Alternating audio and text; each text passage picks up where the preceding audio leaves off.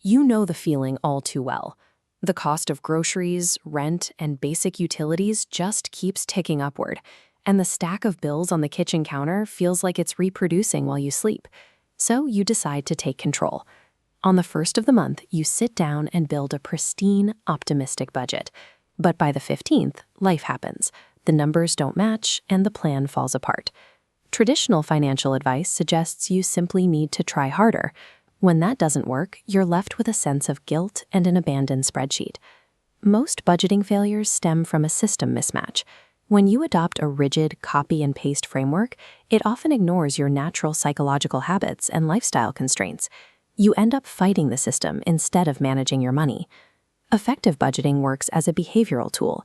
It should adapt to how you actually make decisions, rather than forcing you into a universal math problem that doesn't fit your day-to-day reality. This means those early abandoned attempts aren't a failure of willpower. They're evidence that the tool you chose wasn't designed for your life. Almost every single method of managing your money forces you to navigate one central trade-off: friction versus control. Friction is the daily effort required to maintain the budget. It's the time spent entering receipts, categorizing transactions, and the mental bandwidth needed to keep the numbers current. Control is the level of granular precision. It dictates how strictly you limit discretionary spending and how tightly you enforce specific category boundaries. We can plot the 4 most common budgeting systems on this matrix to see how much daily effort they demand versus the level of restriction they provide. The mathematically perfect budget is useless if the friction of maintaining it exceeds your daily lifestyle bandwidth. The zero-based and cash envelope systems require you to assign every single dollar a specific job before the month begins. When an envelope is empty, spending in that specific category stops immediately for the rest of the month. On our matrix, this approach occupies the extreme top right corner, representing the highest levels of both effort and oversight. Physically handing over cash creates an immediate, visceral awareness of spending. This system provides a hard limit that prevents you from overspending your available income. However, the cost of that control is constant maintenance. Meticulous daily planning is required, and coordinating digital bills with a cash-based system can become cumbersome. For those struggling with deep-seated overspending habits, this high level of friction acts as a necessary intervention to slow down impulsive decisions. The 50-30-20 rule is a proportional system that works best when using your net take-home pay, the actual amount that lands in your bank account each month. It splits your income into 3 buckets: 50% for essential needs, 30% for discretionary wants, and 20% for financial priorities. This method sits in the exact center of our matrix. It ensures your bills and future goals are prioritized, while still leaving a significant, flexible space for guilt-free spending. The trade-off is the lack of granularity. Without subcategories, it's difficult to know exactly how much of that 30% bucket is going to specific habits. While that flexibility provides psychological relief, it also makes it easier to overspend on wants if you don't monitor your overall cash flow.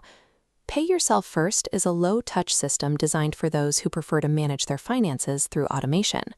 On payday, you set up an automatic transfer of 10 to 20% of your income into savings or investment accounts before you touch a single dollar of your check.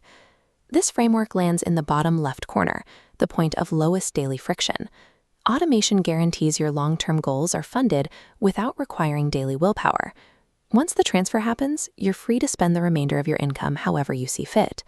But leaving your spending unmonitored increases the risk of running out of cash for necessities by the end of the month. This approach is most effective when your income already comfortably exceeds your essential expenses. Any of these systems can be derailed by irregular expenses, costs like insurance premiums, car repairs, and holiday gifts that don't appear on a monthly basis. To prevent these surprises, audit past spending to identify annual costs, divide the total by 12, and set that amount aside every month. This requires managing more bank accounts and keeps some of your cash static rather than being deployed elsewhere. However, amortizing these costs turns budget-busting emergencies into predictable, manageable line items. Choosing the right system depends on identifying which of these common profiles matches your current situation. For an overspender in debt, the zero-based or envelope system provides the necessary friction to break impulsive habits and create absolute transparency. An overwhelmed beginner can use the 50-30-20 rule to establish a healthy baseline without the risk of early burnout. If you are time poor but financially stable, the Pay Yourself First method ensures you hit your goals with the least amount of daily effort. For couples, maintaining a shared spreadsheet with scheduled check-ins forces the alignment necessary to manage joint goals. Financial alignment reduces friction in a relationship, and it ensures that both partners are actively working towards the same future. Long-term consistency is much easier to maintain when you select a framework that acknowledges your real-world constraints. Once you have a math framework, you can decide on your tool, whether that's a digital app, a custom spreadsheet, or a physical notebook. Digital apps offer frictionless automation, but can reduce your mindfulness.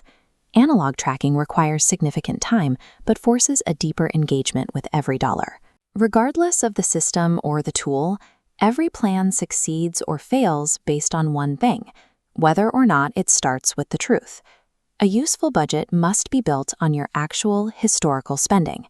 If you build your plan on a fantasy of what you wish you spent, it won't be able to handle reality. Pick the quadrant that fits your life, acknowledge the trade-offs, and begin tracking based